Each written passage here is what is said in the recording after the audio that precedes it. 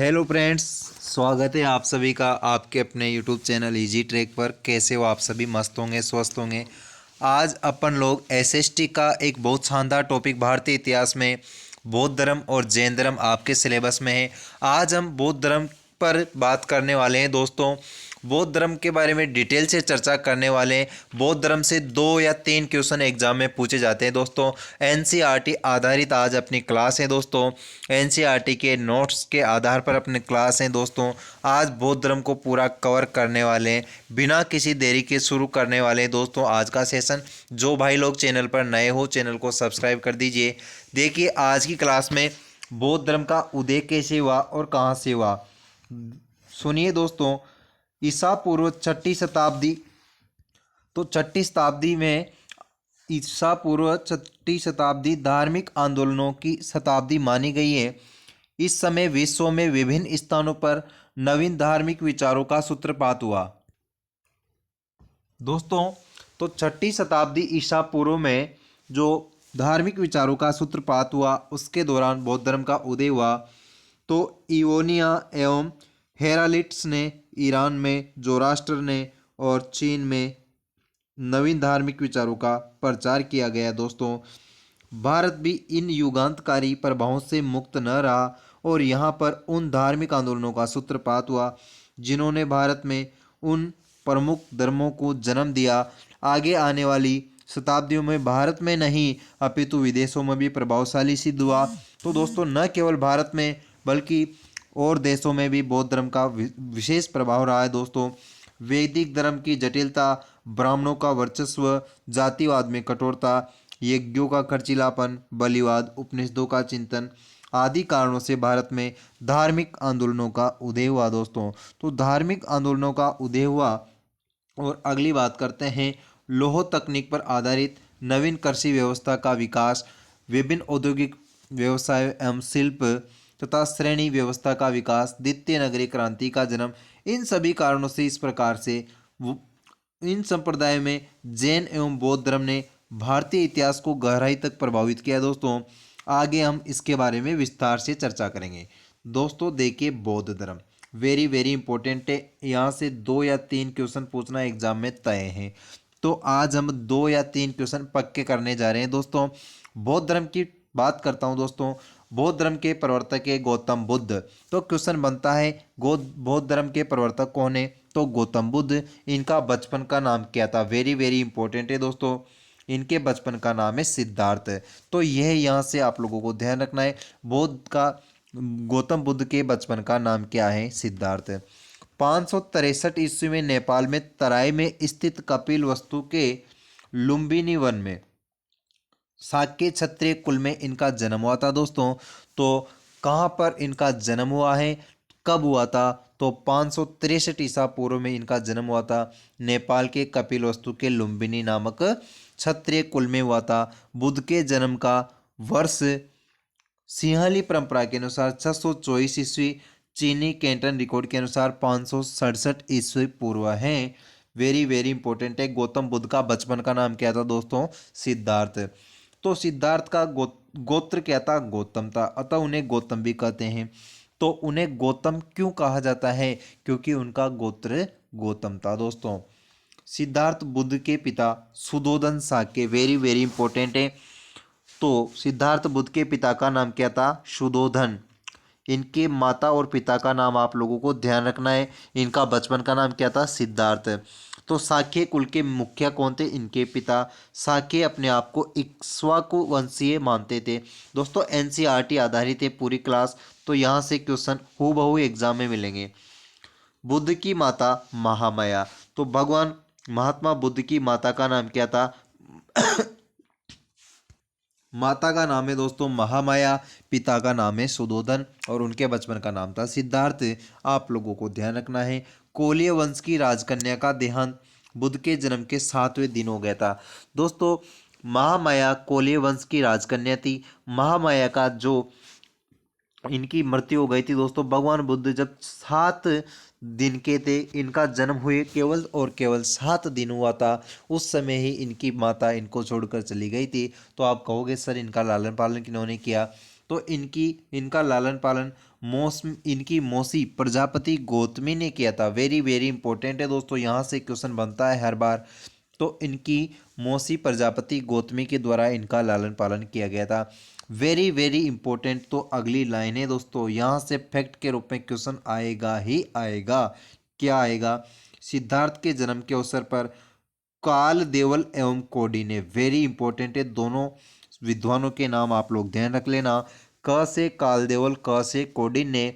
तो इन दोनों विद्वानों ने भविष्यवाणी की थी कि सिद्धार्थ या तो चक्रवर्ती राजा या सन्यासी बनेगा। क्वेश्चन इस प्रकार से आएगा दोस्तों कथन और निष्कर्ष में कि महात्मा बुद्ध के बारे में किन दो राजाओं ने भविष्यवाणी की थी। तो काल देवल या कौंडिन्य आप लोगों को नाम मिलेगा, वहीं पर टिक कर देना दोस्तों।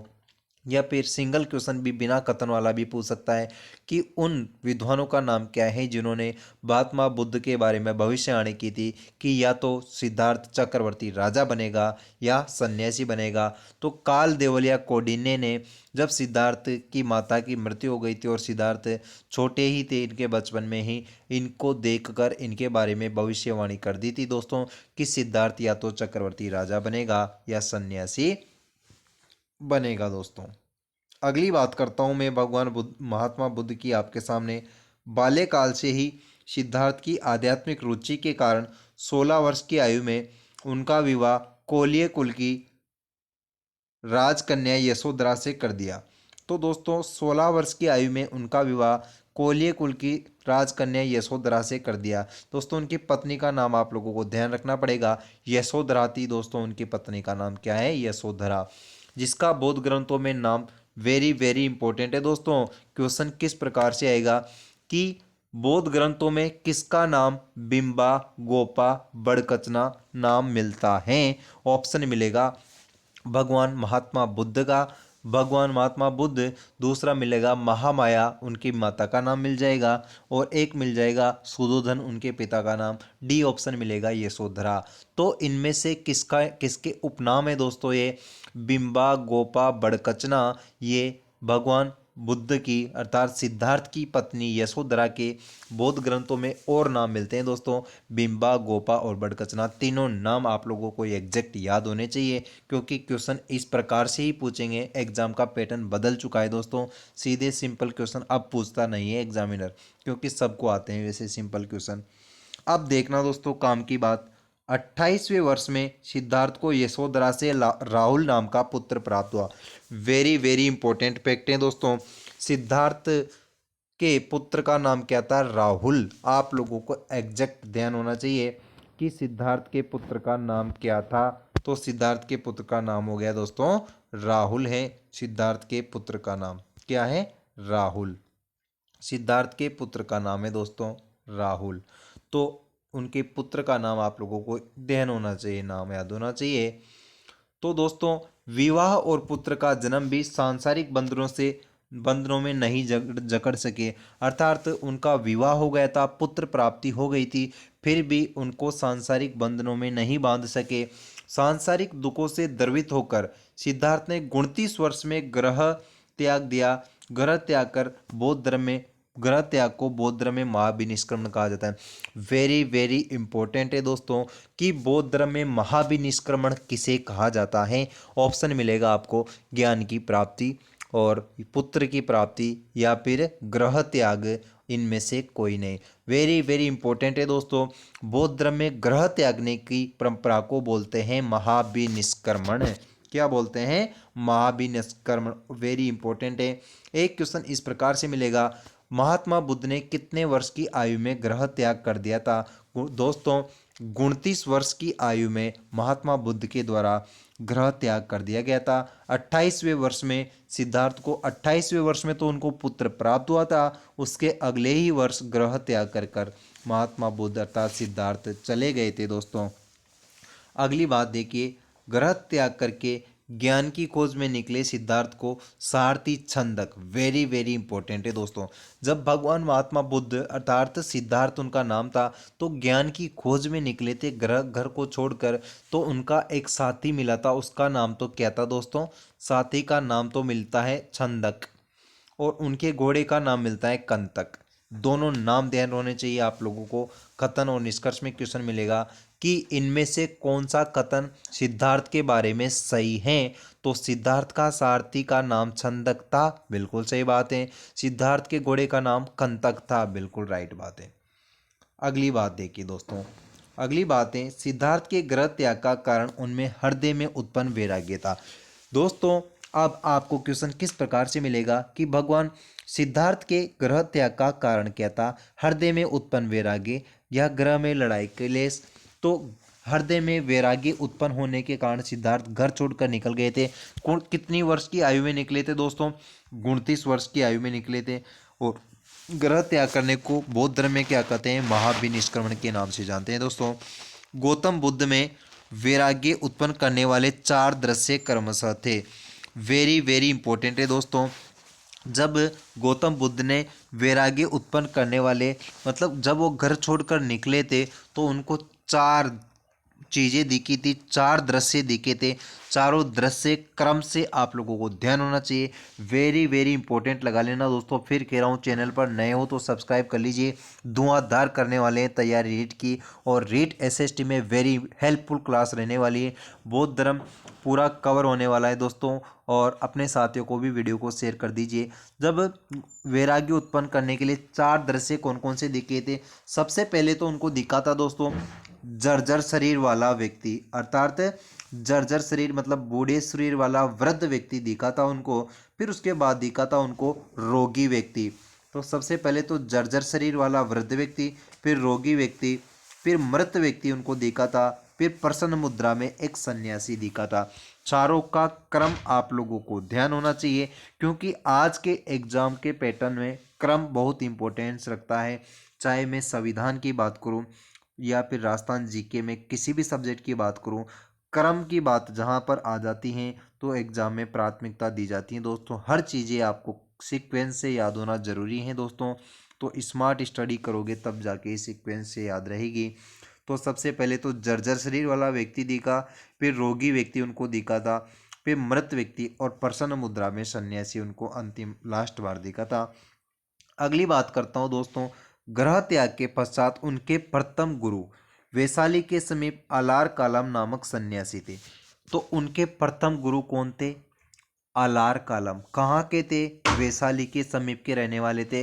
अलार कालम नामक सन्यासी था जो सांख्य दर्शन के आचार्य थे दोस्तों, सांख्य दर्शन के आचार्य। इसी कारण बौद्ध धर्म पर सांख्य दर्शन का प्रभाव दिखाई देता है दोस्तों। हर बात का जवाब मिलेगा अगर आप लोग ध्यान से पढ़ोगे। अब आप लोगों ने आज तक ये लाइन तो पढ़ी होगी कि बौद्ध धर्म पर सांख्य दर्शन का प्रभाव दिखाई देता है, लेकिन कारण क्या था, उसका कारण भी आपके सामने स्पष्ट हो चुका है कि बौद्ध धर्म पर सांख्य दर्शन का प्रभाव इसलिए दिखाई देता है क्योंकि उनके गुरु अलार कालम एक सन्यासी थे। तो उनके गुरु भी सांख्य दर्शन के आचार्य थे, तो बौद्ध धर्म पर स्वभाव था ही सही, उसका प्रभाव पड़ना स्वाभाविक था। अगली बात करता हूँ, अलार कालम के बाद राजगृह के उद्रक और रुद्रक रामपुत्र सिद्धार्थ के गुरु बने, किंतु सिद्धार्थ के मन को संतुष्टि नहीं मिली। दोस्तों अलार कालम में तो कौन बने थे, सांख्य दर्शन के आचार्य उनके गुरु बन गए थे। और उनके बाद उनके गुरु कौन बने थे, रुद्रक रामपुत्र सिद्धार्थ के गुरु बने, लेकिन उनको संतुष्टि नहीं मिले।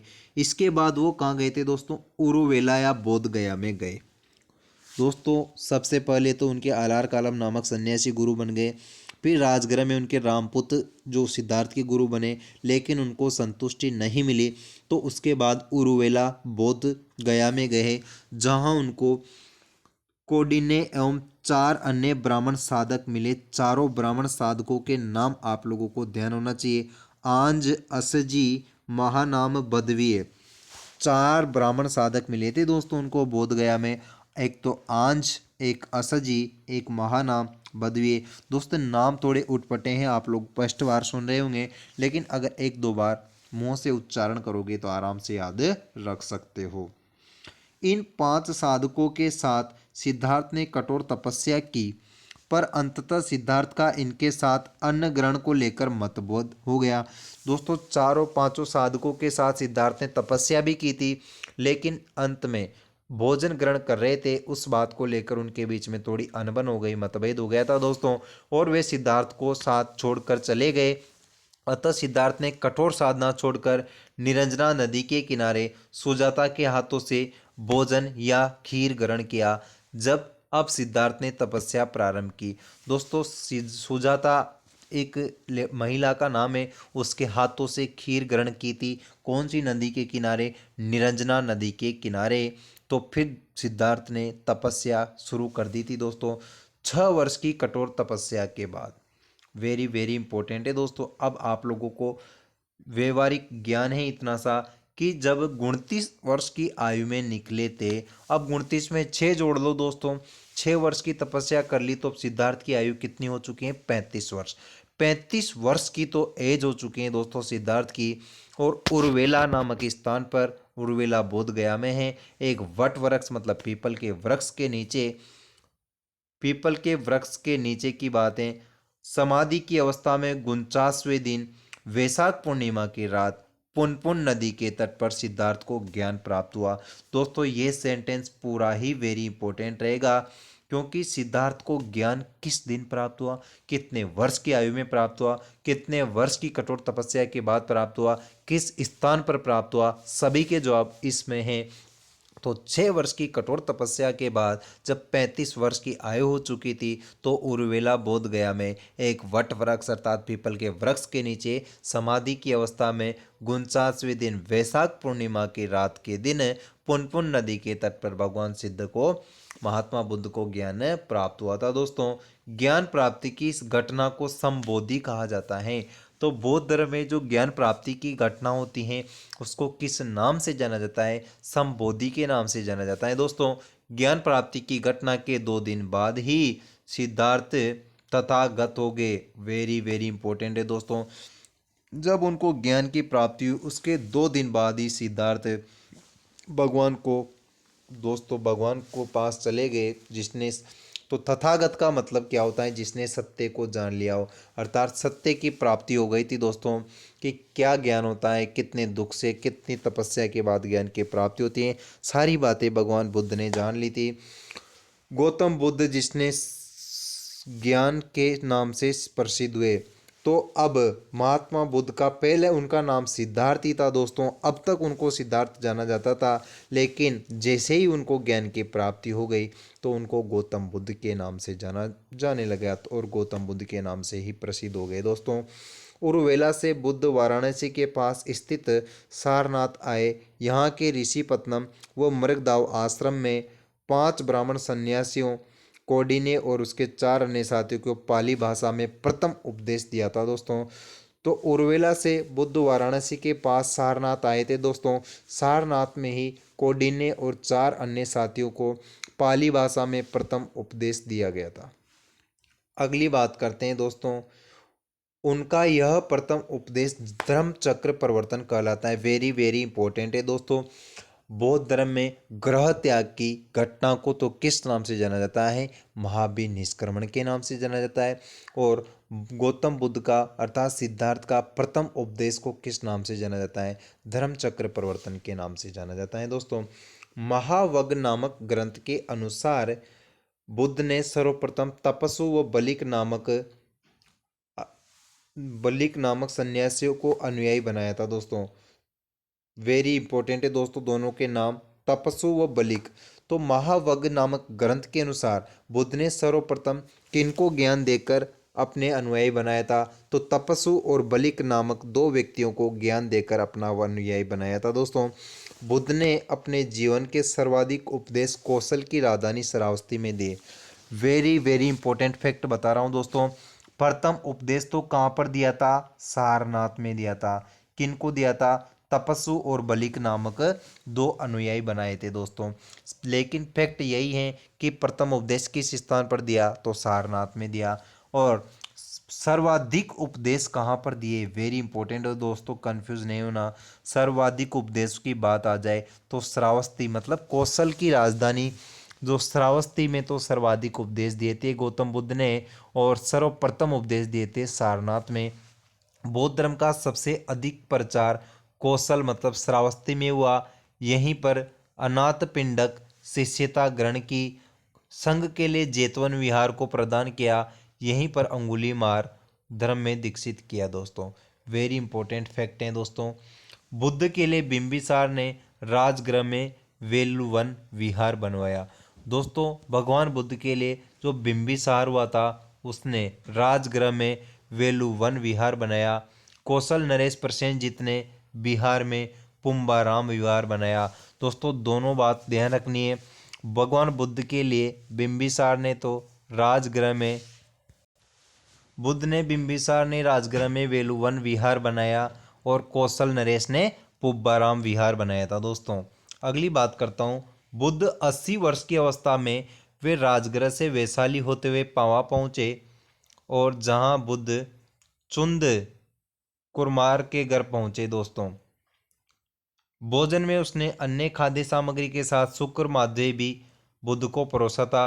बुद्ध का यह अंतिम भोजन था। दोस्तों कुछ भाष्यकार शुक्र माध्य को शुक्र मांस तो कुछ एक प्रकार की वनस्पति मानते हैं। दोस्तों अतिशय वेदना के साथ उन्हें रक्त की पेचिश हुई। वहां से वह शीघ्र कुशीनारा जिला देवरिया उत्तर प्रदेश पहुंचे और मलों के साथ वन में आश्रम विश्राम किया। दोस्तों तो यूपी में जिला पड़ता है देवरिया, वहाँ पर कुशीनारा नामक स्थान पर पहुँच गए थे। दोस्तों भगवान बुद्ध के बारे में आप लोगों को पढ़ने में इंटरेस्ट आ रहा होगा, मज़ा आ रहा होगा। उनका जीवन कितना कठिन परिश्रम उन्होंने किए हैं। दोस्तों अपन को उनसे सीख लेनी चाहिए। इस प्रकार से अगर आपको क्लास भी अच्छी लग रही हो तो लाइक कर दो दोस्तों, और अपने साथियों के साथ शेयर कर दो, अपने व्हाट्सअप स्टेटस पर क्लास को लगा दो, क्योंकि बौद्ध धर्म अपन डिटेल में पढ़ रहे हैं। यहाँ से बिल्कुल एक भी क्वेश्चन बाहर नहीं निकलने वाला है। दोस्तों इसी प्रकार से मैं अगली क्लास में जैन धर्म भी आपके सामने लेकर आऊँगा।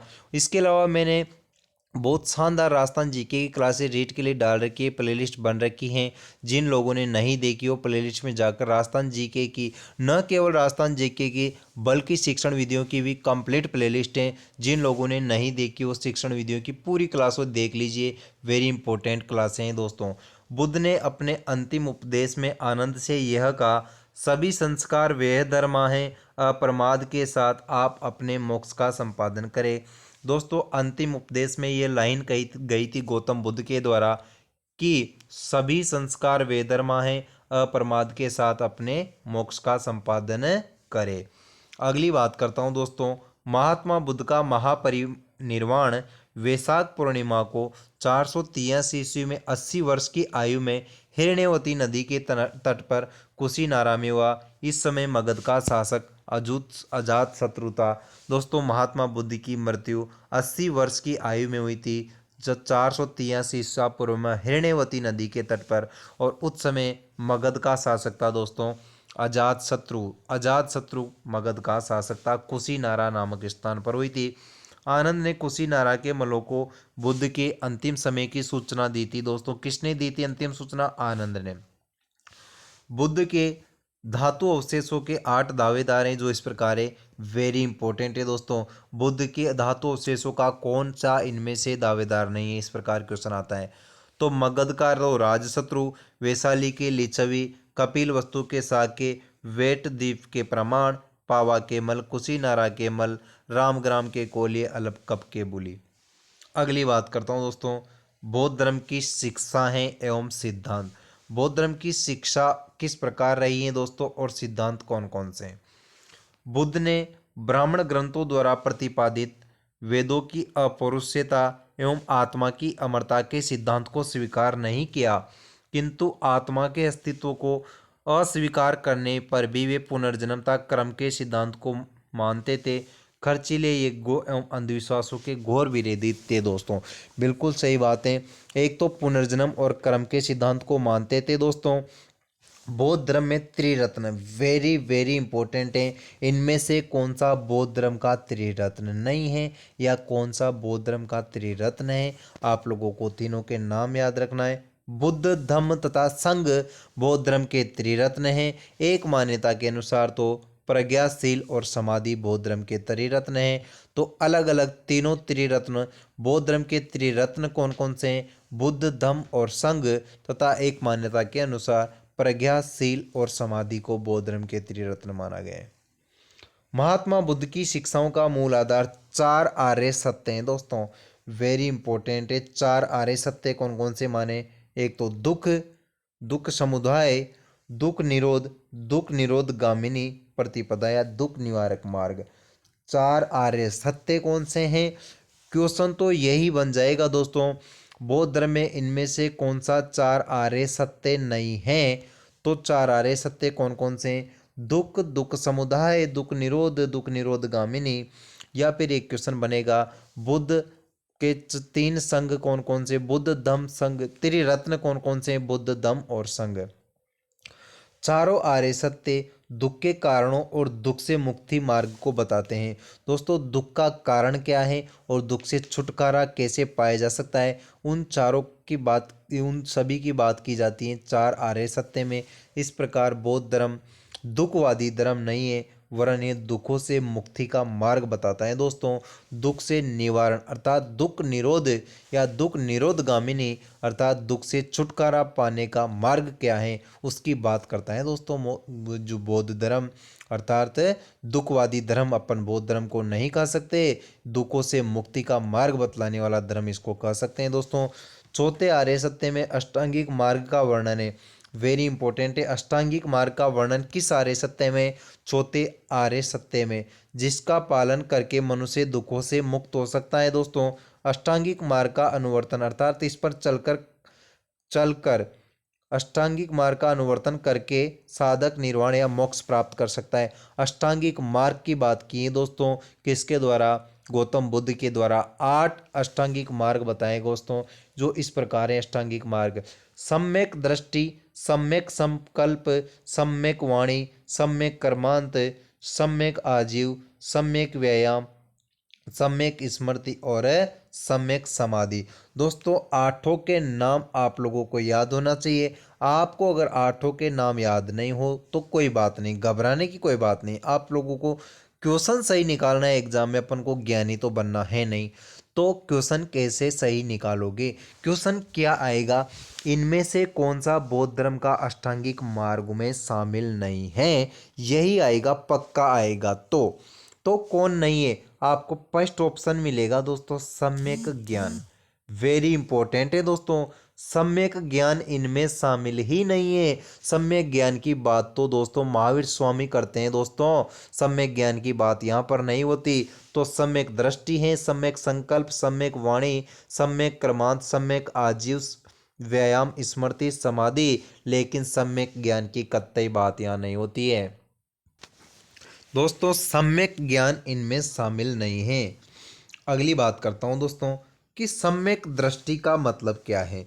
सम्यक दृष्टि का मतलब है दोस्तों निरसीर दृष्टि अर्थात सत्य को जानने वाली नज़र, बिल्कुल सत्य को देखने वाली नज़र। सम्यक संकल्प क्या है? परवर्ती मार्ग से निर्वर्ती मार्ग का अनुसरण। सम्यक वाणी क्या है? अनुचित कटु भाषणों की जगह मृदु भाषण अर्थात मीठे वचन बोलना, मीठी वाणी बोलना सम्यक है। अगली बात है सम्यक कर्मांत क्या है?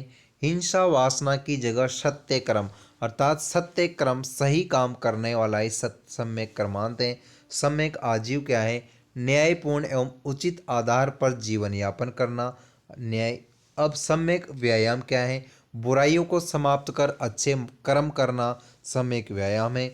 सम्यक स्मृति क्या है? विवेकपूर्ण जीवन हेतु उत्तम शिक्षाओं का सदैव स्मरण। सम्यक समाधि क्या है? चित्त की एकाग्रता। अष्टांगिक मार्ग को मध्यम मार्ग या मंजिम प्रतिपदा भी कहते हैं। तो मध्यम मार्ग या मंजिम प्रतिपदा किसे कहते हैं? अष्टांगिक मार्ग को ही, उनका दूसरा नाम है। वेरी इंपॉर्टेंट है। बौद्ध धर्म के अनुसार मानव जीवन का परम लक्ष्य है निर्वाण प्राप्ति, और इसका साधारण का शाब्दिक अर्थ है दोस्तों बुझ जाना। निर्वाण प्राप्ति का शाब्दिक अर्थ है दोस्तों बुझ जाना। तो बौद्ध धर्म के अनुसार मानव जीवन का परम लक्ष्य क्या है पूछा जा सकता है, तो निर्वाण प्राप्ति। अगली बात करते हैं दोस्तों हम लोग, बौद्ध धर्म के कारणता के सिद्धांत को प्रत्यय सम उत्पाद कहा जाता है। प्रत्यय सम उत्पाद दूसरे व तीसरे सत्य का आधार है दोस्तों, दूसरे व तीसरे सत्य का आधार है। प्रत्यय समुत्पाद बुद्ध की सभी शिक्षाओं का आधार स्तंभ है। प्रत्यय समुत्पाद का शाब्दिक अर्थ किसी वस्तु के होने पर किसी अन्य वस्तु की उत्पत्ति। इसे साधारण भाषा में समझे तो इसके अनुसार प्रत्येक कार्य कोई न कोई कारण होता है। यदि कारण को नष्ट कर दिया जाए तो कार्य भी नष्ट हो जाता है। ऐसी बात कहाँ पर मिलती है दोस्तों? बौद्ध धर्म में ऐसी बात मिलती है कि किसी काम के करने के पीछे कुछ ना कुछ कारण होता है। अगर कारण को नष्ट कर दिया जाता है तो कार्य को भी नष्ट माना जाता है। ऐसी बात बौद्ध धर्म में करते हैं दोस्तों। प्रत्येक सम उत्पाद में 12 क्रम है दोस्तों, जिन्हें द्वादश निधान कहा जाता है। वेरी वेरी इंपॉर्टेंट है। कौन सा द्वादश सिद्धांत में शामिल नहीं है? अविद्या शामिल है, संस्कार, विज्ञान, नामरूप, षडायतन, स्पर्श, वेदना, तृष्णा, उपादान, भव, जाति, जरा, मरण, यह सब बौद्ध धर्म के द्वादश सिद्धांत में शामिल हैं दोस्तों। अगली बात करता हूँ। इसमें बताया गया है कि दुख का कारण अविद्या है। अविद्या मतलब जिसके पास ज्ञान नहीं, अर्थात अज्ञानी। तो दुख का कारण तो क्या है? अविद्या। अविद्या से संस्कार उत्पन्न होता है, अर्थात कर्म उत्पन्न होता है। आदमी में जैसा ज्ञान होगा वैसा ही काम करेगा दोस्तों। संस्कार से विज्ञान, विज्ञान से चेतना मतलब विज्ञान या चेतना से नाम रूप, नाम रूप से षडायतन या छह इंद्रियां, षडायतन से स्पर्श, स्पर्श से वेदना, वेदना से तृष्णा, तृष्णा से उपादान या भोग वासना, उपादान से भव मतलब संसार में रहने की प्रवृत्ति, भव से जाति या पुनर्जन्म, जाति से जरा मरण अर्थात जन्म मृत्यु चक्र उत्पन्न होता है। बहुत बड़ी बात कही गई है दोस्तों, बहुत बहुत बड़ी बातें। 12 जो द्वादश हैं उनके 12 के 12 की डिटेल यहाँ पर लिख दी दोस्तों कि किससे क्या उत्पन्न होता है। तो अविद्या से तो संस्कार उत्पन्न होता है, और लास्ट में बात कही है जन्म मरण के मृत्यु तक की बात कर गई की है दोस्तों बौद्ध धर्म में। वेरी इंपॉर्टेंट है बौद्ध धर्म। तो द्वादश सिद्धांत चक्र से स्पष्ट है कि दुख का कारण जन्म मृत्यु चक्र है और जरा मरण का मूल कारण प्रारंभिक कारण अविद्या है। तो जन्म मृत्यु दुख का कारण, मेन कारण तो क्या है? जन्म मृत्यु। और जन्म मृत्यु का कारण क्या है? अविद्या। पहला प्राथमिक कारण है अविद्या मतलब जिसके पास ज्ञान नहीं है, अज्ञान। अतः यदि दुखों को नष्ट करना है तो इसके लिए दुखों के मूल कारण अविद्या को नष्ट करना होगा। कुल मिला के निचोड़ इतना सा है दोस्तों, बौद्ध धर्म में ज्ञान की बात पर बहुत जोर दिया गया है। अविद्या मतलब जो जिसके पास ज्ञान की प्राप्ति नहीं है, तो अविद्या को नष्ट कर देगा आदमी, तो ना तो वो दुखी रहेगा और जन्म मरण के चक्र से बाहर आ जाएगा। तो दुख के मूल कारण को नष्ट कर देना ही इसका मूल उद्देश्य है दोस्तों, अर्थात अविद्या को नष्ट करना ही मूल उद्देश्य है। बौद्ध धर्म के अन्य सिद्धांत जैसे कर्मवाद, क्षणिकवाद, नैरातम्यवाद, संगातवाद, अर्थक्रियात्वाद आदि प्रत्युत्पत्ति सिद्धांत पर आधारित हैं। बौद्ध धर्म में कर्मवाद और पुनर्जन्म को मान्यता दी गई है, अर्थात अच्छे कर्मों का फल अच्छा व बुरे कर्मों का फल भी बुरा होता है दोस्तों। ऐसी बात कही गई है दोस्तों। कर्मवाद और पुनर्जन्म पर बल दिया गया है। कर्मवाद को मानते हुए बौद्ध धर्म अदर्शन, बौद्ध धर्म दर्शन अनात्मवादी, निरात्मवादी, बौद्ध स्थायी तत्व के रूप में आत्मा की अस्तित्व को स्वीकार नहीं करते हैं दोस्तों। बौद्ध धर्म की वेरी इंपॉर्टेंट बातें हैं दोस्तों, आप लोगों को ध्यान होना चाहिए। चैनल पर नए हो तो सब्सक्राइब कर दीजिए, वीडियो अच्छा लग रहा हो तो लाइक कीजिए, शेयर कीजिए, दबा के लाइक ठोकिए दोस्तों। बौद्ध धर्म में आत्मा को विज्ञानों का प्रवाह मात्र माना गया है। जिस प्रकार नदी में जल की बूंदें निरंतर परिवर्तित होती रहती हैं फिर भी उसमें एकमयता रहती हैं, ठीक उसी प्रकार आत्मा के विज्ञानों के निरंतर बदलते रहने पर भी उनमें एकमयता रहती है दोस्तों। नदी के जल से तुलना की गई है आत्मा की, अर्थात शरीर की। तो बौद्ध धर्म में आत्मा को विज्ञानों का प्रवाह मात्र माना गया है दोस्तों, कि जल में नदी की जल की बूंदें परिवर्तित होती रहती हैं, उसी प्रकार आत्मा के विज्ञानों के निरंतर बदलते रहने पर भी एकतम्यता रहती है दोस्तों। इतनी बड़ी बात कही गई है आपके बौद्ध धर्म में। बौद्ध धर्म के प्रवर्तक के सिद्धार्थ, और सिद्धार्थ उनका बचपन का नाम था। गौतम उनका गोत्र है दोस्तों। यशोधरा उनकी पत्नी का नाम है। राहुल उनके पुत्र का नाम है। महामाया उनकी माता का नाम है। सुधोधन उनके पिता का नाम है। 563 ईसा पूर्व में नेपाल के लुम्बिनी वन में इनका जन्म हुआ है दोस्तों।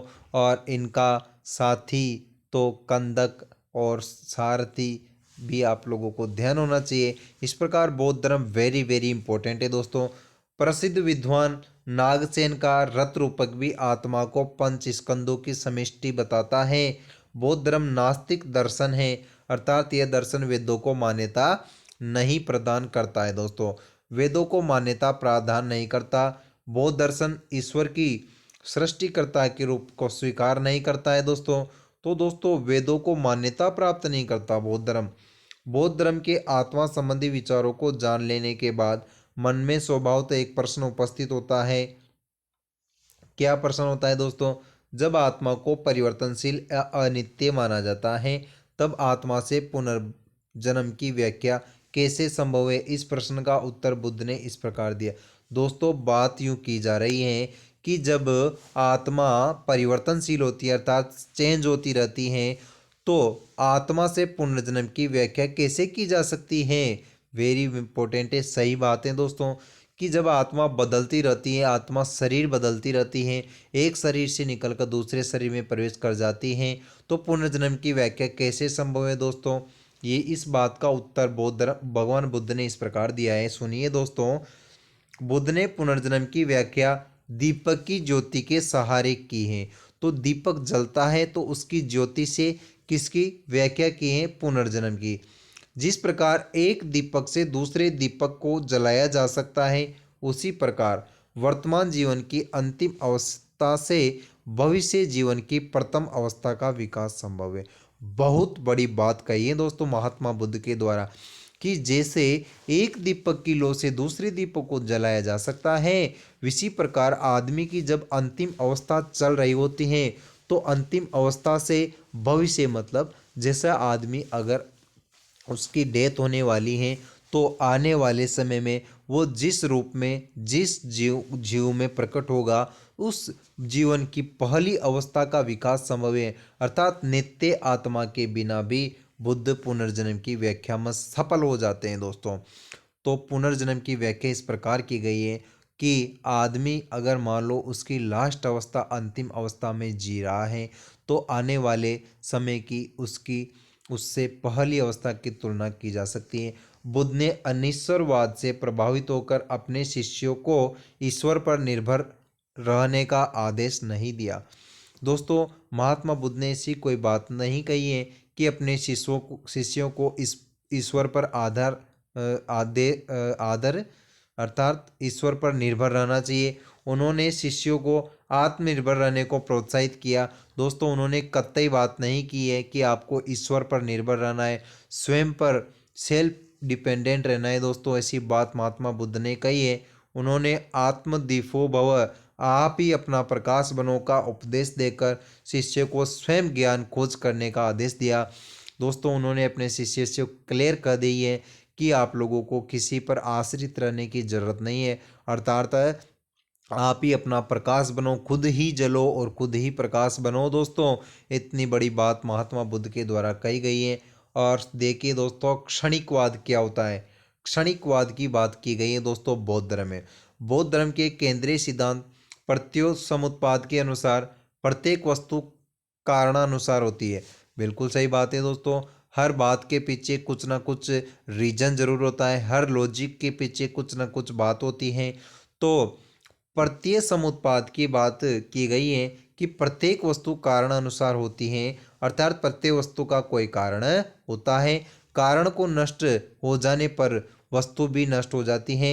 इस प्रकार यह सिद्धांत अनित्यवाद को जन्म देता है। दोस्तों अनित्यवाद की परिभाषा दी गई है दोस्तों कुल मिला के कि हर काम के पीछे कुछ न कुछ कारण होता है, हर वस्तु के पीछे कुछ कारण होता है। अगर कारण को नष्ट कर दिया जाता है तो वस्तु भी अपने आप नष्ट हो जाती है, ऐसी बात करती है, अर्थात अनित्यवाद को जन्म देता है। दोस्तों आगे चलकर अनित्यवाद क्षणिकवाद में बदल जाता है। क्षणिकवाद का आधार अर्थ कारित्व है, अर्थात क्रियाकारित्व का अर्थ किसी कार्य को करने की शक्ति।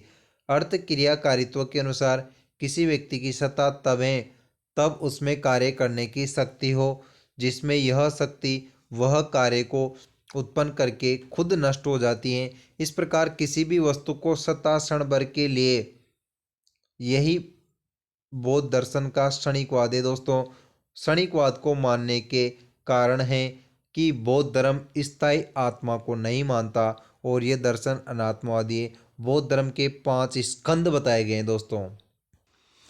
बौद्ध धर्म के 5 स्कंद कौन कौन से हैं दोस्तों? 5 स्कंद का नाम आप लोगों को ध्यान होना चाहिए क्योंकि पूछ सकता है एग्जामिनर।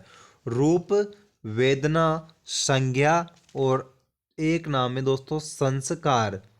रूप, वेदना, संज्ञा और संस्कार। और पांचवा है दोस्तों विज्ञान। आप लोगों को पांचों स्कंदों के नाम याद होना चाहिए। रूप, वेदना, संज्ञा, संस्कार और विज्ञान, ये बौद्ध धर्म के अंदर 5 स्कंद है दोस्तों। अगर वीडियो अच्छा लगा हो तो लाइक कीजिए, दोस्तों के साथ शेयर कीजिए दोस्तों। धन्यवाद।